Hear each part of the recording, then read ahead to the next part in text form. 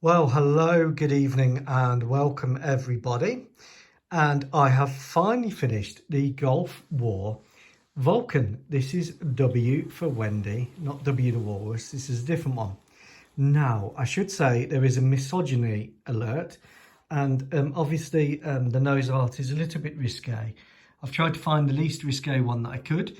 However, in this theme of historical accuracy for a what if model, obviously the RAF went a bit mad in Gulf War One, and yeah, I've tried to kind of do it to that theme.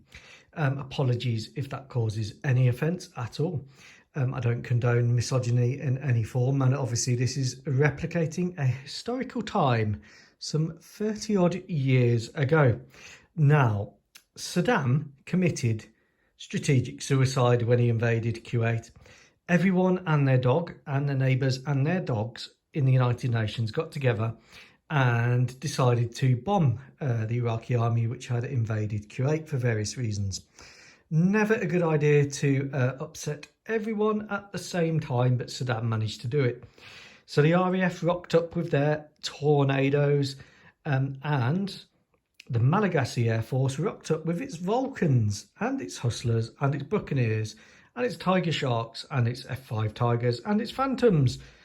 And they decided that, unlike the RAF, who were using the Tornado at low level on crazily risky missions, that they would stick to standoff bombing using the Vulcan's capacity to deliver the GBU-15 electronic optical guided bomb there with the Hobos kit. Very good weapon. You can loft that from about 15 miles away and hit the targets. Unlike the RAF Tornadoes, they also had the Altis laser designation pod from France, and the Vulcan has a very good countermeasures system internally. There's the chaff and flare dispensers there. It also has ECM under here in between the engines and on that side and at the back. Now, this is the old Airfix kit, which is very hard to get a decent fit with. So in my case, I've had to decide to prioritise the top of the aircraft.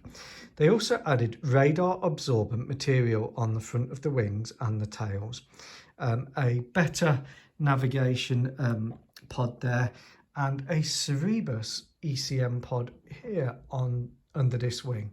So the Vulcan was well kitted out there for its role. Now, only one of these was damaged, and that was hit by a Roland Sam. They performed excellently, and as you can see, Wendy has completed a large number of missions. Like I said, it's very difficult to get a decent fit on the Airfix Vulcan. I've done my best, but as some of the paint has dried, I need to touch up a few bits and just smooth them off again. Sometimes you get that with a model kit. As it settles, the putty can sometimes sort of contract and the paint can contract, so I'll address that in a bit. This has got the Olympus 301 engines, so it's not a Vulcan Howler. Those are the 201R engines. Great engines, a great aircraft, able to carry 10,000 pounds of ordnance internally, and here we have 4,000 pounds externally with the GBU-15s. Now, just regarding paint, I tried this paint first, which is model UK Desert Pink. It is far too pink. It makes it look like Lady Penelope, whatever her name is.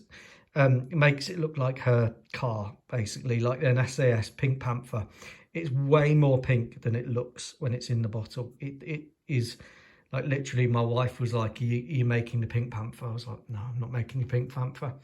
So I switched to 7140, which is FS 30279. I'll put my eyes back in.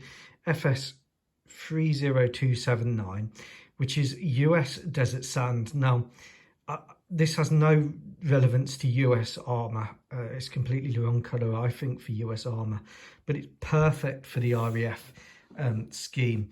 Now, I did check online as well, and it appears that they did use the FS standard, strangely, for the Gulf War Tornadoes, and Buccaneers, and then they were repainted in theatre with Leyland blush when they wore. So I've gone for that look, and like I said, the black here is the radar absorbent material, just designed to take the edge off the radar cross section. This is one of the Airfix old kits. They're not as good as the new kits, but at the time when I bought this, they were a lot better in price and a lot more available. This decal is from the Nimrod. These are from a P47, and I've gone for very light markings because everything would have been overpainted with this desert pink colour before they went in theatre, which is a bit odd because the Malagasy scheme was dark green and sand. But the reason they repainted them all in this monotone colour was because the dark green and sand was, of course, the Iraqi colour, and it was bad enough with friendly fire. So there we go. I hope you have enjoyed it. I think this looks really mean with those GBU 15s. I'm glad I finally found an aircraft capable of carrying them. I'll touch up a few little bits, but now onto the Gulf War Hustler. And I'll bring down the rest of my Gulf War collection tomorrow and hopefully do a bigger video.